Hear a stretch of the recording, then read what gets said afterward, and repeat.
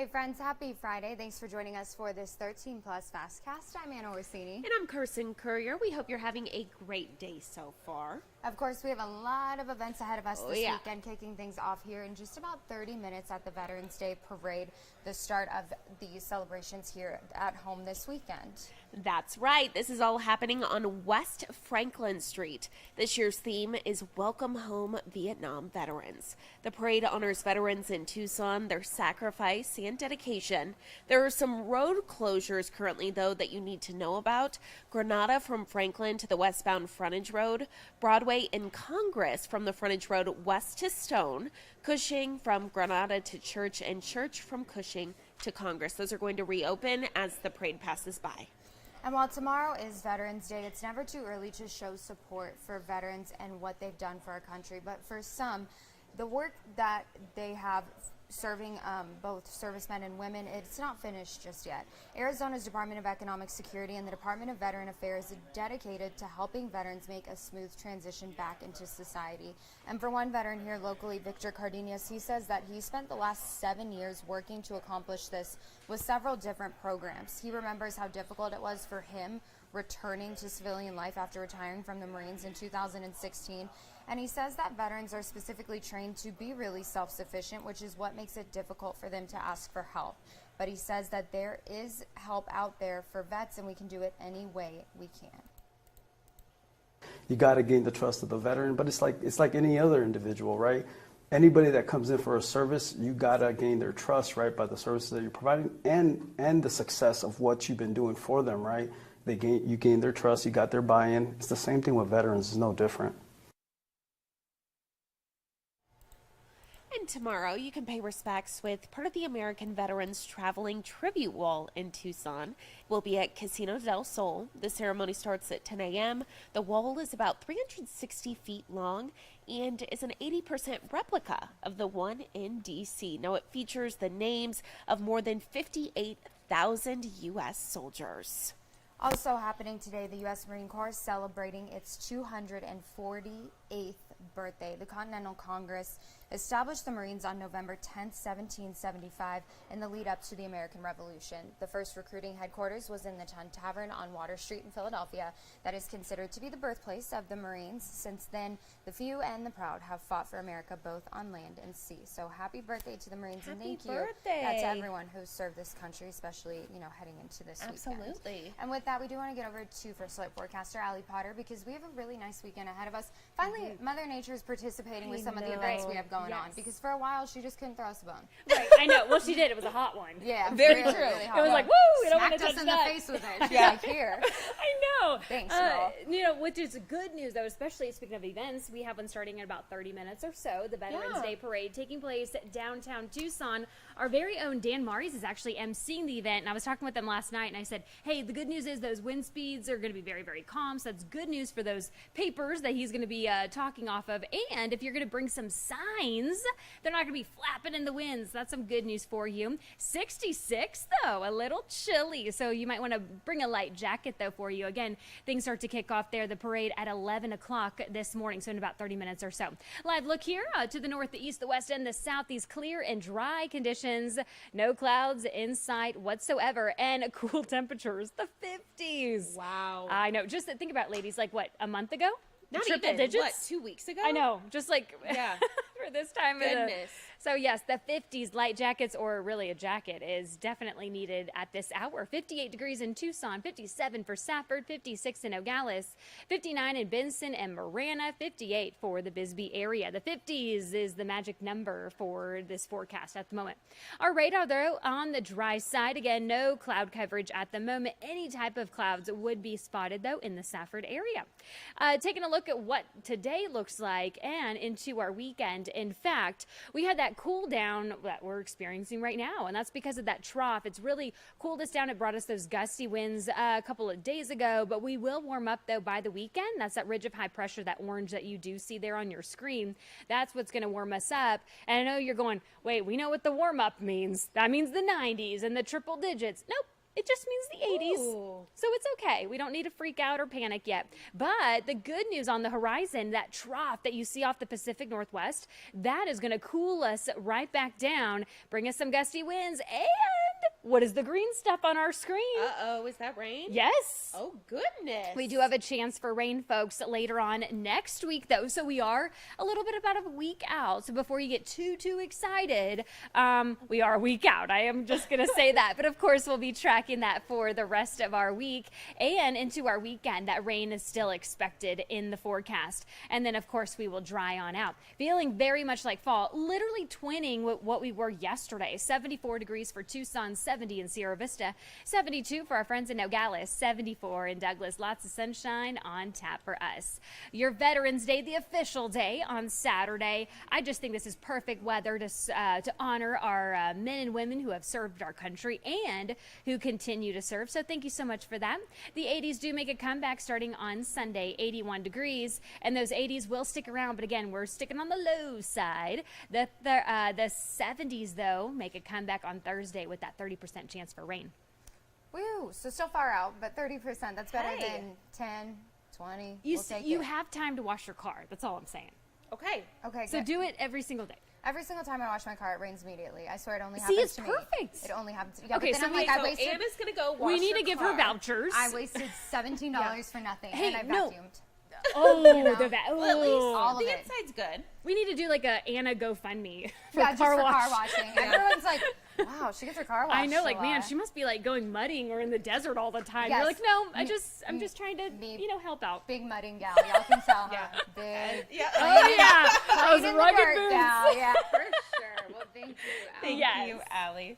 And of course, the story that we've been following very closely here at home, something that a lot of people have talked about online, social media, and I think it's touched a lot of people, is the disappearance of those hundreds of small animals from the Humane Society of Southern Arizona. A lot of people wondering, how could this happen? And unfortunately, Shelby, we did get some updates in yesterday, kind of maybe alluding to what actually happened to those animals. Yeah, it's really tragic. So what we know is back on August 7th, the Humane Society transferred 323 animals here to Tucson. Those animals were given to a man named Colton Jones. Colton owns a reptile breeding company called the Fertile Turtle. You can't find it anywhere online anymore. All of those pages have been taken down. But the Humane Society was able to get 62 of the animals back, but the rest are still MIA.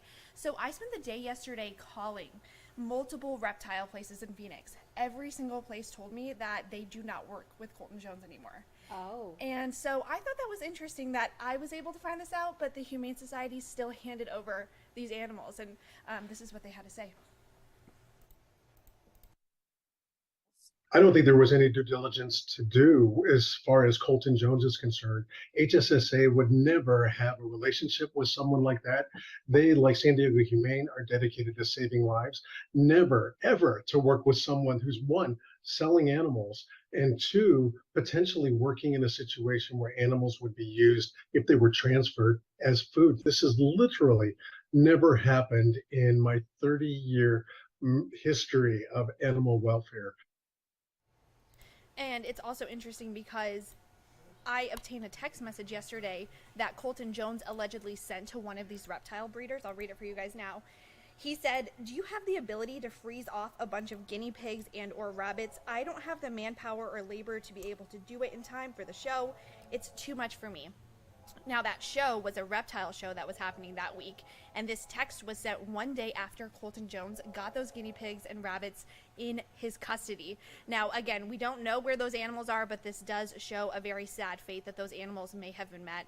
And because of this text message, and because of what we're finding out about Colton Jones, the Tucson Police Department has also opened up their own investigation about what happened with the Humane Society. And they're asking anyone with any information about what happened to these animals to please report it, because I know that Humane Society did say that they are looking to build a case against Colton and possibly file and take legal action. And they're also looking into some of their former employees as well, correct? Yes. So Robert Garcia, the board chair, told us yesterday that he is looking into former Humane Society employees that may have had something to do with it. He didn't say what. Yeah. I don't know if there was a relationship with Colton Jones or what that was, but we do know that in the past the Humane Society has worked with Colton 3 times before. Oh, that's horrible. Okay. So yeah, that leads to more questions on where did those animals go, and did he have a history there? So Right, and how was it not detected? Exactly. So there's still so many questions about what happened. Okay. Yeah, and you think about the Humane Society. I mean, that's like one of the standards for just animal welfare and care throughout the country. You think about adopting, and Humane Society is associated with that. So Exactly. it's a big story. It's a really big story.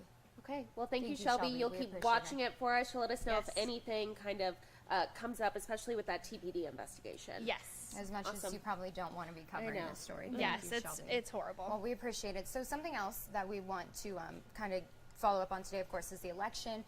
We know that Tucson's Mayor Regina Romero was reelected, and we actually had the opportunity to hear from her. It was her first interview since she was reelected. Andrew Capasso spoke with her, and that is in this weekend's Sunday Spotlight. So we do want to play a preview for you guys of that. Coming up on Sunday Spotlight, my one-on-one with Tucson's Mayor Regina Romero, her first since her re-election Tuesday. You'll see the final results there. Romero with more than 60% of the vote. Her closest competitor with a little more than 30%. So coming up on Sunday morning, I speak with the mayor about her plans for a list of issues Tucson's facing. She's also talking about that past proposition which spikes her salary and that of the Tucson City Council. We all put anywhere from 50 to 70-hour work weeks. Tucson is the 33rd largest city in this country. It's no longer the old tiny little pueblo where, we could have part-time council members. And so we have to really pay our colleagues on the council and the mayor a living wage. Talking about the impact of that moving forward when it comes to finding people to run for office. The mayor is also responding to calls from those she ran against to work with her moving forward. We'll have much more with Mayor Romero on Sunday morning for Sunday Spotlight. Hope you join us on 13 News Live this morning, starting at 6 a.m. I'm Andrew Capasso, 13 News. Back over to you. All right, Andrew, thank you. Of course, looking forward to that. And something that we want to talk about that is trending today, because this has been a really big deal. And everyone who watched MTV when they came home from school in the early 2000s was just living for this moment. Jersey Shore coming to Southern Arizona, all of a sudden, just all the regulars on the show in Tucson. Hilarious. So Mike, The Situation, Ronnie, Sam, all of them making their way to popular places like Highwire. A lot of people wondering why. I know my husband last night was like, do you know Jersey Shore's in town? It's a little interesting, but you can actually see here some of them fist bumping at Cobra Arcade. The video is by Mia Marino, and then Film Tucson says filming has ended, so you may have missed your chance to gym, tan, and laundry with the pros, but hey, they were in Tucson. I know, how fun is that? And they look like they're having a good time. So Film Tucson actually said, Visit Tucson and Film Tucson worked with the producers over the last 2 months to bring this popular program here and made sure that Tucson locations, businesses, and attractions were featured on every aspect of the show. So, of course, it'll be fun, one day if you do watch their, family reunion or whatever that show's called, to see all the places in Tucson. But, yeah, they're gone now, so if you missed them. Wasn't it Snooki's birthday or something the other day? Was it? Yeah, I think so. I don't follow them that closely, but I don't either. Carson's a diehard fan over here. I'm really not. I just swear I was watching because they've been on social media, and so there was a big light up sign that said Snooki, and they were acting like it was her birthday, and I'm like, dude, is she's celebrating her birthday in Tucson? Or she's just like, I want the whole experience. Oh, that makes sense maybe too. They rolled out all the stops. Who knows? Well, taking a look outside today, again, the Veterans Day Parade starts here in about 15 minutes, and a beautiful day out there for that. A beautiful weekend that we're heading into, so whatever you plan to do, you're going to have great weather, Mother Nature cooperating. Finally. No. So enjoy your weekend. Get out there. Get outside. Going to be gorgeous. Thank you all so much for watching this 13 Plus FastCast. Tune in at 2:30 for more news and weather.